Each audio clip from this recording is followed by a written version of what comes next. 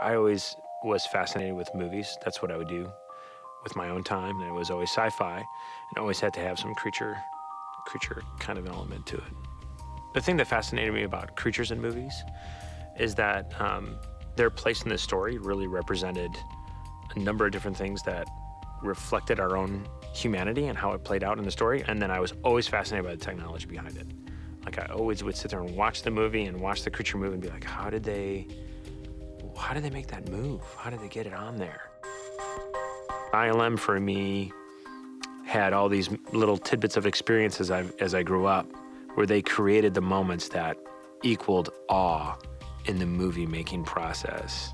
So the opportunity to join with them and do that and be a small little element within that was, I don't know, magical.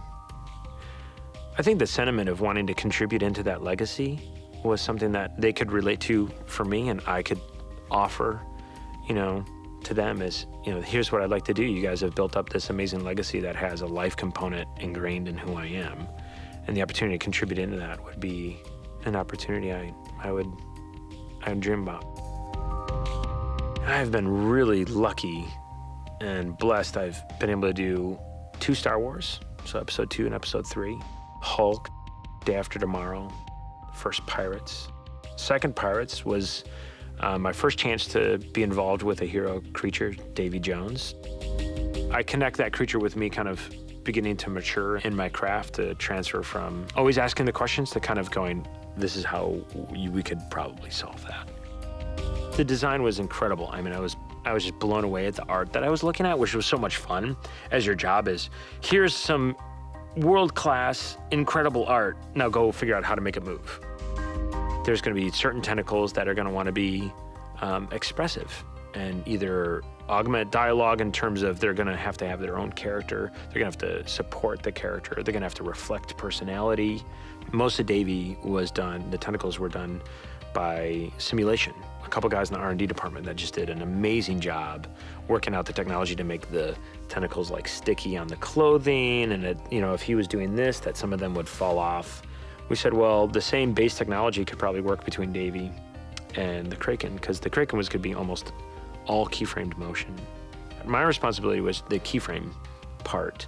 I had a chance to participate with many, many amazing artists in the development of that creature, which was really cool. There was always this underlying elephant in the room of, can we actually make him all digital, including his eyes, and still respect Bill Nighy's performance? And I remember coming in, and at ILM at the time, we had a thing called Media View. Whatever the TDs would render the night before, you could kind of see shots in progress and load them up. And we came in one morning, and a render had been done the night before of Davy. It was sunlight this way, and it was the first time the eyes really kind of were put together and working.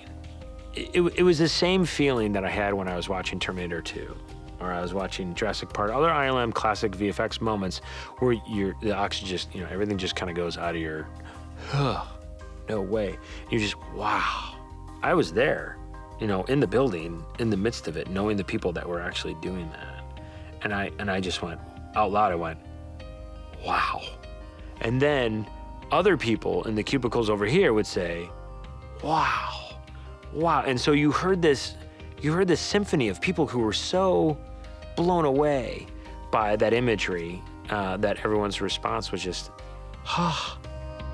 That was a really interesting moment in the industry where we kind of felt like, we can do it. Okay, we can do it. So I did a small part.